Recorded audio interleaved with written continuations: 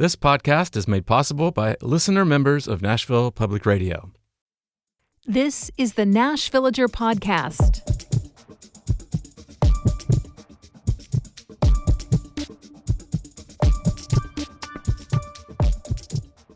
It's August 7th, 2025.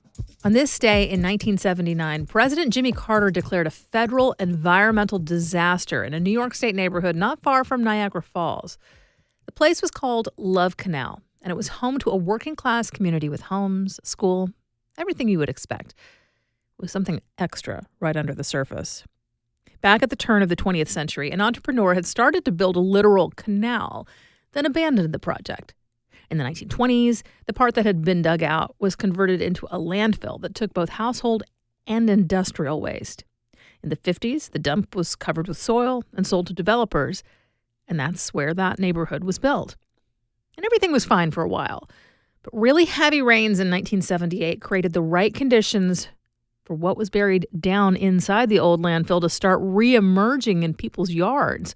Some solid items, like metal drums that had been used to hold waste from a chemical plant, but mostly the chemicals themselves. Puddles of oozing liquid that was clearly noxious. It was in people's basements, on the school grounds. Plant life started dying. The smell was awful. People got chemical burns on their skin just from being outside. And far too many babies born there had birth defects, if the pregnancy even made it to full term.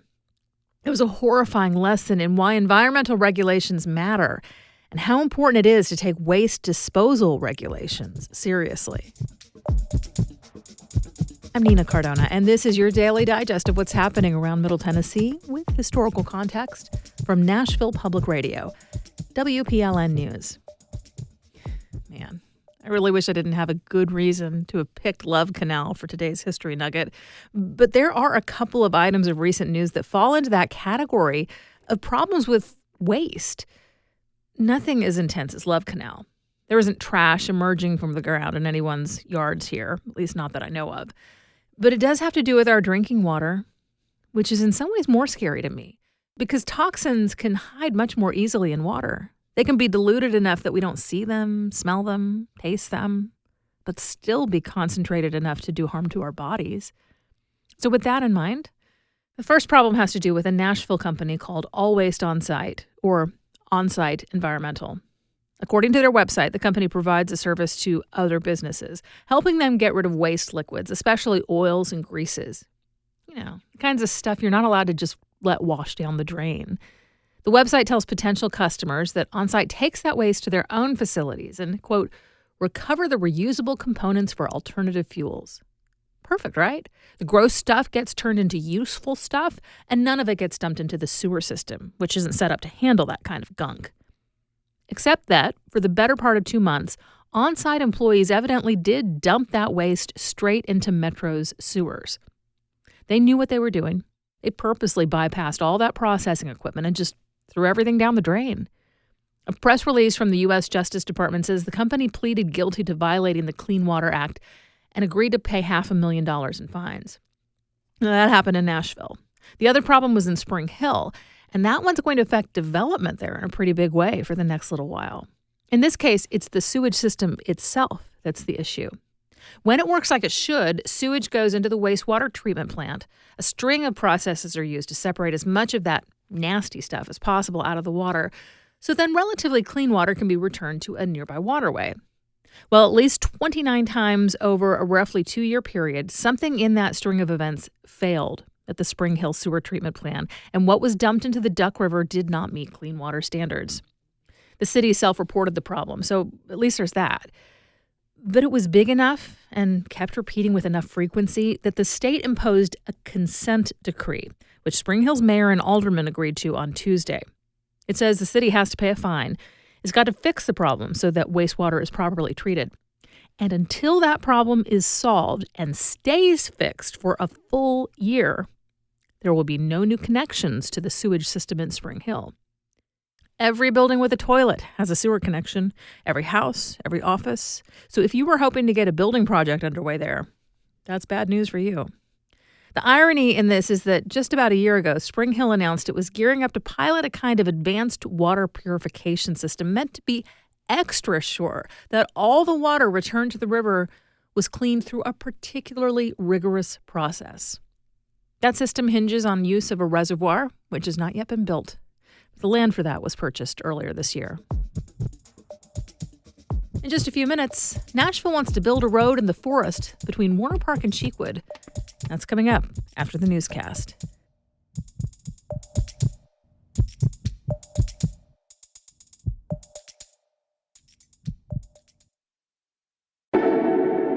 I like to say Nashvillager in the morning, this is Nashville in the afternoon. I'm Blake Farmer, the new host, and yes, WPLN's midday show is also a podcast, and we understand lunchtime listening may not be your thing, but that doesn't mean you have to sit out. You can listen wherever you get your podcast, like right here, or ask your smart speaker to play the latest episode of This is Nashville.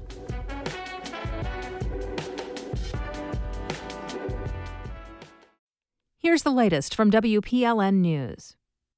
Nearly a dozen Tennessee nursing homes are already at risk of closure, and changes to Medicaid funding add even more threats to struggling facilities.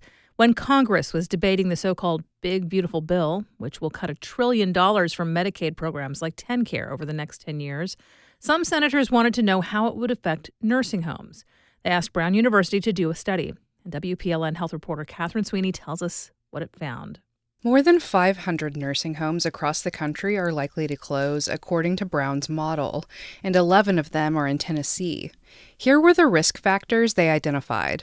A lot of its patients, at least 85%, pay for their services with TennCare. More than 1 in 5 beds are empty, and the nursing home does not have great quality ratings from government regulators. Middle Tennessee facilities were in Coffee County, Franklin County, and Macon County. The study said that states are required to cover nursing home costs. So instead of offering that coverage to fewer people to save money, they would likely lower the payments they give nursing homes. That would make it harder for facilities to keep operating. Nashville officials still have questions after state Republicans unveiled a deal with Elon Musk to make a Tesla-only tunnel connecting the city's airport to its downtown. The project would mean drilling under a state road that runs through Nashville. But local officials say they weren't let in on the plan's details. Mayor Freddie O'Connell's office sent a letter to Musk's Boring Company asking about the plan's specifics before it was unveiled to the public last week. In it, Metro Legal outlined questions about safety and possible emergency responses. They pointed to Musk's existing tunnel in Las Vegas, which has a deal with the city's fire department to allow vehicles that fit inside the tunnel be able to respond to emergencies. But there's no existing deal with Nashville's fire department. The letter also points to existing sewer tunnels downtown that could be impacted by drilling in the area. A Memphis organization is pledging $50,000 to a bail fund for nonviolent offenders in the city. The nonprofit Just City says the money is meant to honor a man who recently died in Shelby County Jail while waiting for his arraignment. 33-year-old Rockies McDaniel, who was taken into custody following a mental health call, faced misdemeanor charges for evading arrest. He could not afford his $1,000 bond and died in jail from a medical emergency late last month, according to the Shelby County Sheriff's Office. The Tennessee Bureau of Investigation is investigating his death. The city of Chattanooga intends to appeal a ruling that city council members violated an open meetings law. A state judge ruled last week that Chattanooga council members violated the state's public meetings law when they met privately to discuss redistricting. Every 10 years, the city council makes changes to its voting districts. City authorities say the members met during non-public meetings. The suit was brought by the Chattanooga Times-Free Press newspaper. Shelbyville's Uncle Nearest Distillery is accused of defaulting on more than $100 million in loans. But the whiskey maker is pushing back against what it calls, quote, salacious and inaccurate allegations. The Nashville Business Journal reports the bank claims, among other things, that the distillery overstated how many barrels of whiskey are on hand. The company says a former CFO, who was fired, made inflated claims that the bank failed to verify. Another disputed point is about loan repayments. The bank says Uncle Nearest has fallen behind. The distillery says it made nearly $9 million in payments last year while working to resolve problems created by the former CFO. A court hearing is scheduled for today. The Nashville Songwriters Hall of Fame has named its new class of inductees. Senior music writer Julie Height has more. The Hall of Fame's class of 2025 reflects an array of songwriting trajectories. Tony Martin worked as a Tennessean journalist on his way to writing country hits, while Steve Bogard and Don Cook worked their ways from country chart toppers into producing artists they wrote for. The king of broken hearts doesn't ask much from his friends, and he has quite a few of them. Both Emmylou Harris and Jim Lauderdale have transcended categories in influential ways. She's bridged folk rock and Nashville country as both esteemed song interpreter and songwriter, and he's pursued his trad country, bluegrass, and jam band interests, helping map out the landscape of what became the Americana scene in the process. Brad Paisley, who deferred his induction from last year, played a big role in ushering in mainstream country's writer-artist era. Before he broke through at the start of this millennium, the roles of country singer and country songwriter were far more separate. Julie Height, WPLN. NASA astronaut and Middle Tennessee native Barry Wilmore is retiring from the space agency. The announcement yesterday came 1 year after Wilmore's nearly week-long mission turned to a 9-month stay in Earth's orbit. Wilmore returned home in March as NASA began facing historic budget cuts. The Trump administration has reduced the space agency's budget by nearly a quarter and has plans to reduce it by half. Every former NASA science chief still living recently signed a letter warning that these cuts could be detrimental to America's national security and reputation as a world leader in science. You'll find more news anytime at WPLN.org.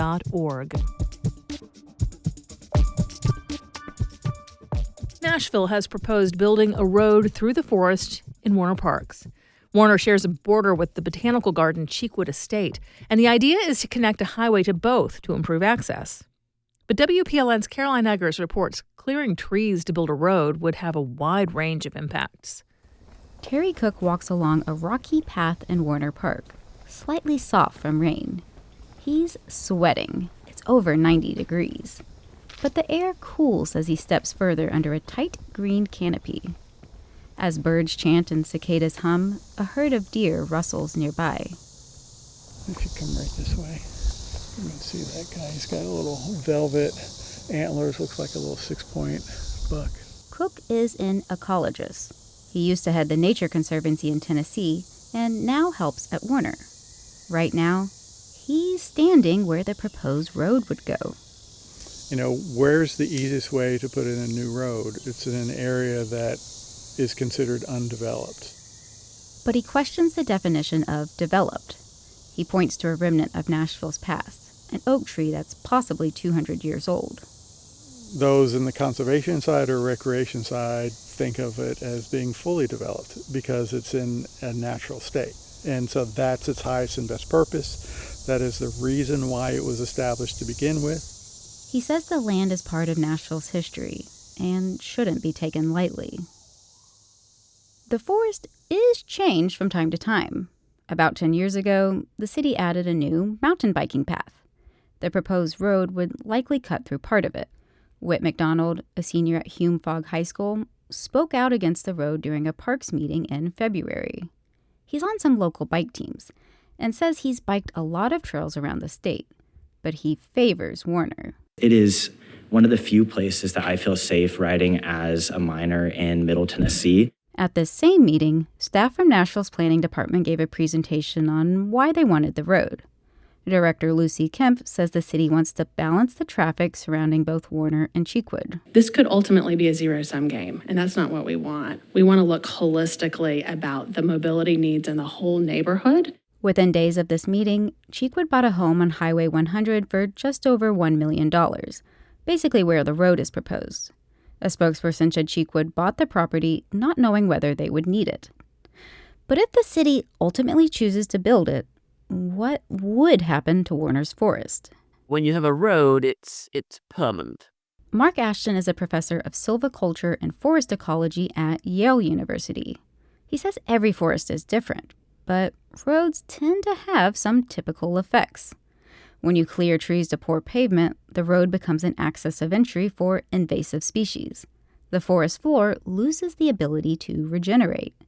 Sometimes the air temperature below trees will change, and storms can cause more damage. Then there's the water effects. The biggest source of surface pollution, sediment pollution in streams is roads. In the case of Warner, that's the Harpeth River. Another thing to consider, this road would be built on a slope where the terrain is vulnerable to landslides. Back in 2010, a heavy rain caused more than 500 landslides in Nashville. Many occurred in Warner. So if the city moves forward, Ashton says the road design would need to factor in these concerns.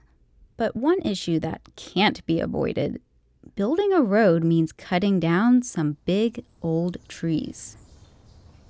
Trees throughout Warner intertwine with fungi and provide habitat for birds, insects, and mammals.